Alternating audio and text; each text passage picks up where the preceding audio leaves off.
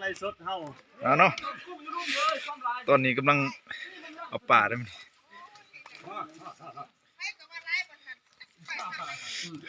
อยู่ข้างบ่มีดอกบ่มีหญ้าอยู่เทิงหั่นเอ้ยปานไหน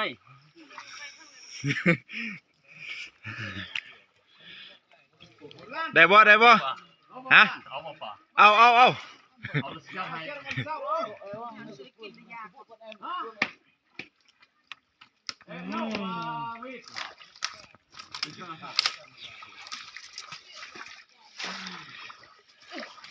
โอ้ทุนเบื้องนั้นกุ้งนี่บรรยาหั่นไหนฮัมเอาแนวมาเสร็จปะไหนพอแต่ซุยๆมันซื่อๆเฮ้ย